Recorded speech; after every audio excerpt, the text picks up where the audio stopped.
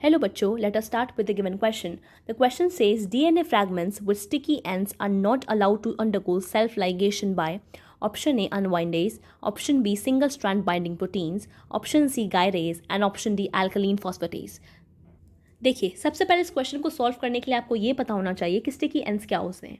So let us right the key concept involved in this question and that is having the knowledge of sticky ends.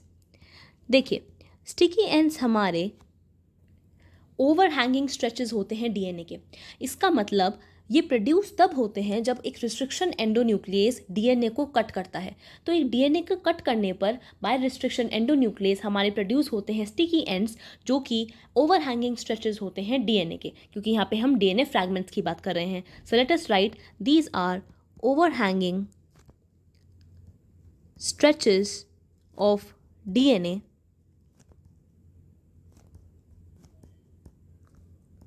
which are produced when restriction endonuclease, जो क्या होती है हमारी molecular scissors होते हैं, क्योंकि वो cleave करते हैं डीएनए को, कट्स और we can say cleaves the DNA. Like अगर मेरे पास कोई सीक्वेंस प्रेजेंट है, देखिए जो रिस्ट्रिक्शन एंडोन्यूक्लियस है वो कैसे कट करेगा. अगर मेरे पास कोई सीक्वेंस प्रेजेंट है जो कि है GAATTC, जो कि EcoRI की सीक्वेंस होती है, जहाँ पे G हमारा होता है, लेट अस सी CTTAAG. सो EcoRI हमारा कट करता है बिटवीन G एंड A, जहाँ पर G होता है गुआनिन, ए होता है एडेनिन, टी होता है thymine and C is cytosine. Now हम ऑप्शंस पढ़ना स्टार्ट करते हैं. देखिए सेल्फ लाइगेशन से कौन बचाता है, दैट इज ऑप्शन ए कहता है अनवाइंडेज. देखिए अनवाइंडेज का मतलब होता है अनवाइंड करना. अनवाइंड का मतलब डीएनए को खोलना. तो अगर ये मेरा डीएनए का फ्रैगमेंट था तो इसको खोल देना इज अनवाइंडेज. सो अनवाइंडेज ने सेल्फ लाइगेशन को नहीं बचाया. सो ऑप्शन ए नहीं हो सकता. ऑप्शन बी कहता है single strand binding protein.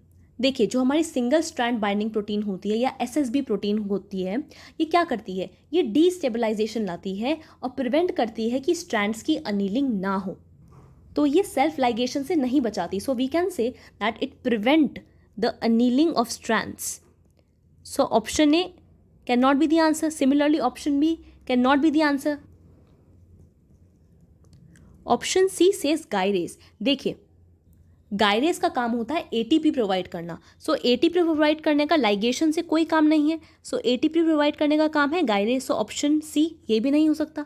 Option D says alkaline phosphatase.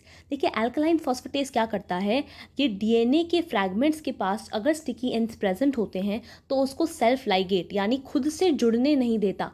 कैसे, अगर मेरे पास अल्कलाइन फॉस्फेटेज है